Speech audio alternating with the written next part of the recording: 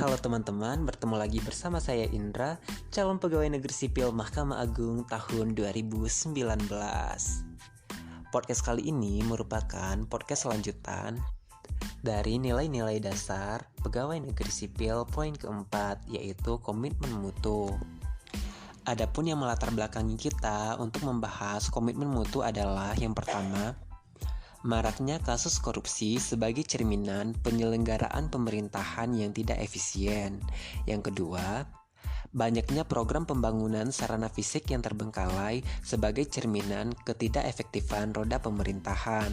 Yang ketiga, kecenderungan melaksanakan tugas yang lebih bersifat rule-driven dan sebatas menjalankan rutinitas kewajiban. Sebagai cerminan tidak adanya kreativitas untuk melahirkan inovasi. Dan yang keempat, masih banyaknya keluhan masyarakat karena merasa tidak puas atas mutu layanan aparatur sebagai cerminan penyelenggaraan layanan yang kurang bermutu. Menurut Kamus Besar Bahasa Indonesia, komitmen adalah perjanjian atau keterikatan untuk melakukan sesuatu. Sementara mutu menurut KBBI adalah ukuran baik atau buruk suatu benda, kadar, taraf, atau derajat, ataupun kualitas. Jadi, komitmen mutu merupakan pelaksanaan pelayanan publik dengan berorientasikan kepada kualitas dan hasil. Dipersepsikan oleh individu terhadap produk atau jasa berupa ukuran baik atau buruk. Bidang apapun yang menjadi tanggung jawab pegawai negeri sipil, semuanya mesti dilaksanakan secara optimal agar dapat memberikan kepuasan kepada stakeholder. Jadi, komitmen mutu adalah janji yang ditepati untuk memberikan kepuasan dalam pelayanan. Adapun hal-hal lain yang perlu kita perhatikan dalam komitmen mutu adalah efektivitas, efisiensi, inovasi, dan juga mutu. Efektivitas merupakan sejauh mana organisasi dapat mencapai tujuan yang ditetapkan atau berhasil mencapai apapun yang coba dikerjakan.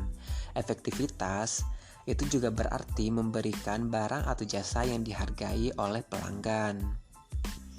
Sementara itu, efisiensi jumlah sumber daya yang digunakan untuk mencapai tujuan organisasional.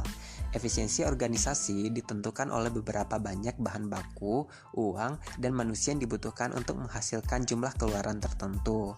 Efisiensi dapat dihitung sebagai jumlah sumber daya yang digunakan untuk menghasilkan barang atau jasa. Selanjutnya, inovasi merupakan cara utama di mana suatu organisasi beradaptasi terhadap perubahan-perubahan di pasar, teknologi, dan persaingan. Sementara mutu, apapun yang menjadi kebutuhan dan keinginan konsumen.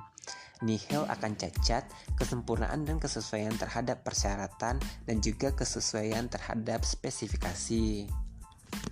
Dalam membangun komitmen mutu dalam penyelenggaraan pemerintahan diperlukan beberapa nilai dasar.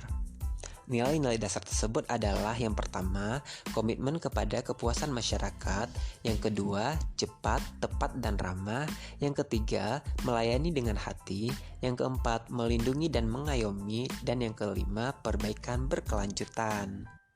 Manajemen mutu terpadu atau total quality management itu terdiri atas kegiatan perbaikan berkelanjutan yang melibatkan setiap orang dalam organisasi melalui usaha yang terintegrasi secara total untuk meningkatkan kinerja.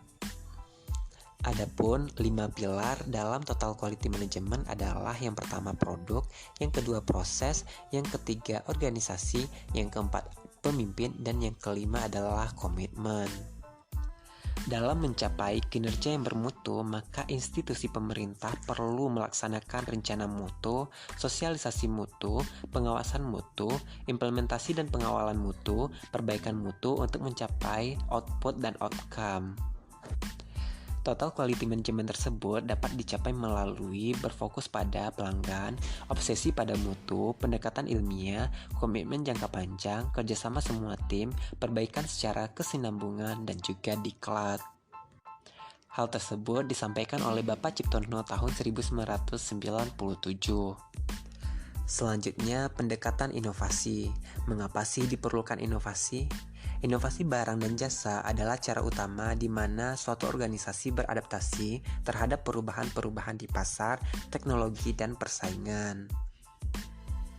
Inovasi muncul untuk menghadapi tantangan manajemen di masa sulit, dan inovasi lahir cepat ketika organisasi berada dalam kondisi stagnan dan sulit untuk berkembang. Adapun cara-cara dalam berinovasi adalah yang pertama penemuan, yaitu dengan cara mengkreasikan suatu produk, jasa, atau proses yang belum pernah dilakukan sebelumnya. Yang kedua pengembangan, yaitu dengan cara mengembangkan produk, jasa, atau proses yang sudah ada.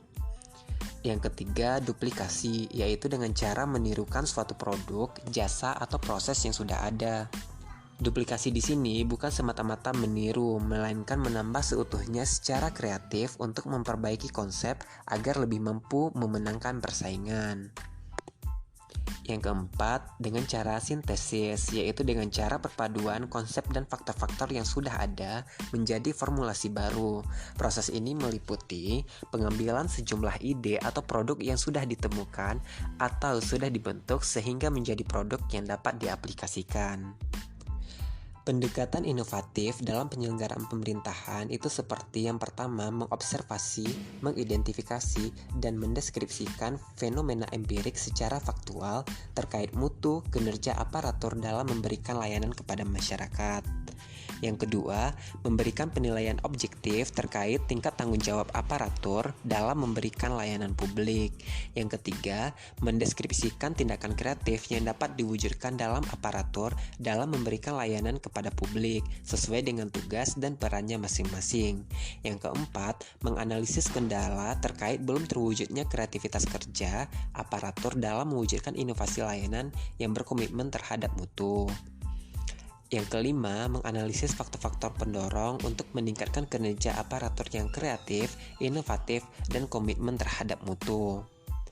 Sementara itu, berpikir kreatif itu memberikan contoh yang nyata berbagai tindakan aparatur yang mencerminkan pemberian layanan publik yang kreatif, inovatif, dan berkomitmen terhadap mutu yang dapat dilakukan di tempat kerja.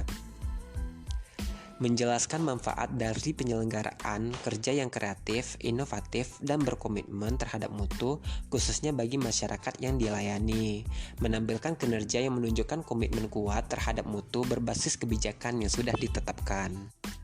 Orientasi kerja bukan pada kewajiban menjalankan rutinitas kegiatan, namun pada semangat pengabdian untuk memberikan layanan publik yang terbaik dan siap menghadapi berbagai kendala. Orientasi aparatur bukan kepada dilayani tetapi melayani. Sementara fokus kinerja aparatur adalah untuk melayani publik. Kewajiban aparatur adalah memberikan layanan publik yang adil dan bermutu untuk membangun kepercayaan masyarakat terhadap pemerintahan.